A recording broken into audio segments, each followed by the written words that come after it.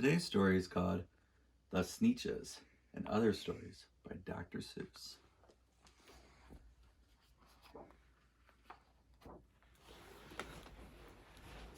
The Sneethes. Now the star-belly Sneethes had bellies with stars.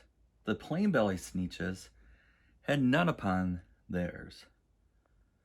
Those stars weren't so big. They were really so small.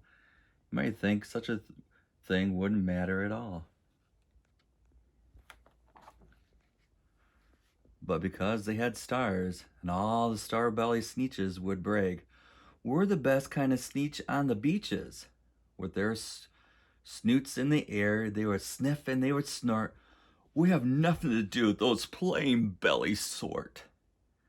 And whenever they met some, they were out walking, they might be right past them without even talking.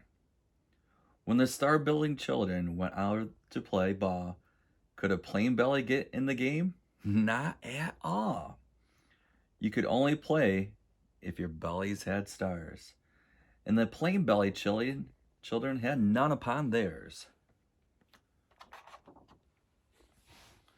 When the star-belly Sneethes had frankfurter roast, or picnics, or parties, or marshmallow toast, they had never invited the plain belly Sneethes. They left them out cold in the dark of the beaches. They kept them away, never let them come near. And that's how they treated you year after year. Then, one day it seems, while the plain belly Sneethes were moping and doping alone at the beaches, just sitting there wishing their bellies had stars, and as strangers zipped up in the strangers of all cars. My friends, he announced in a voice clear and keen, my name is Sylvester McBean, and I've heard of all of your troubles. I'm here. I've heard you're unhappy, but I can fix that. I'm the fix-up chappie. I come here to help you. I have what you need, and my prices are so low. I work at great speed, and my work is 100% guaranteed. Then quickly, Sylvester McBean put together a very peculiar machine. And he said, you want stars like Starbelly Sneetch? My friends, you can have them for $3 each. Just pay me your money and hop right aboard. So they clambered inside. Then the big machine roared, and it clunked, then it bonked, and then it jerked, and it burked, and it bopped them about. But the thing really worked. When the plain belly Sneethes popped out, they had stars. They actually did. They had stars upon theirs. Then they yelled at the ones who had stars at the start. We are exactly like you. You can't tell us apart. We're just the same now, you snooty old smarties. And now we can go to your frankfurter parties. Good grief, groaned the ones who had stars at the first.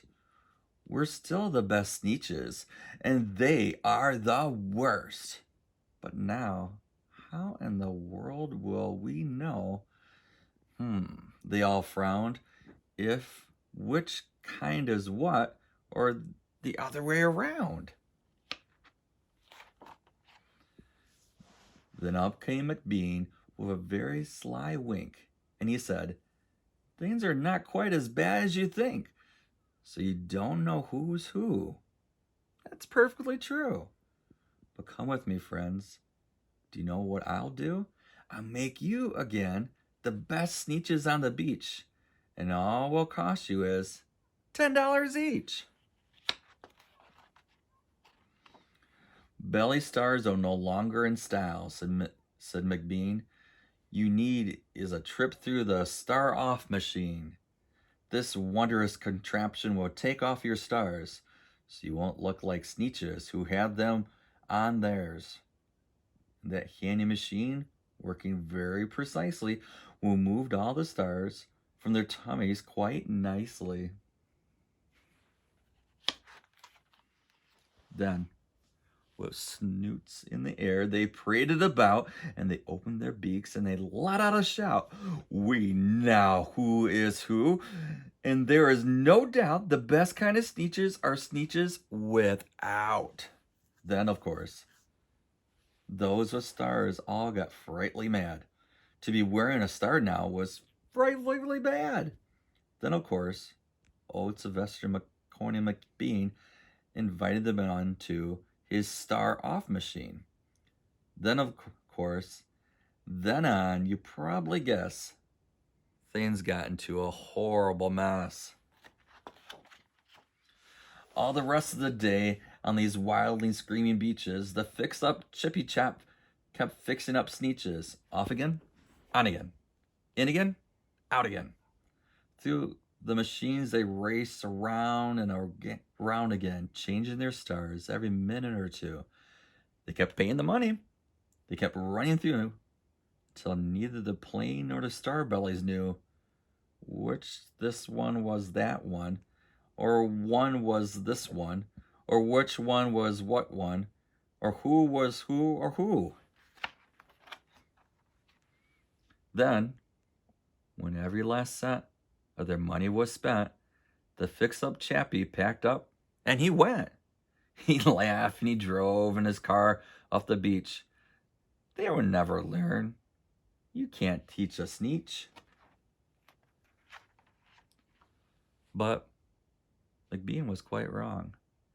I'm quite happy to say that Sneetches got quite smart on that day. The day they decided that Sneetches are Sneetches and no kind of Sneetch is best on the beaches. That day, all the Sneetches forgot about stars and whether they had one or not upon theirs. All right, tomorrow's story is called the Zacks. So today's one was the Sneetches.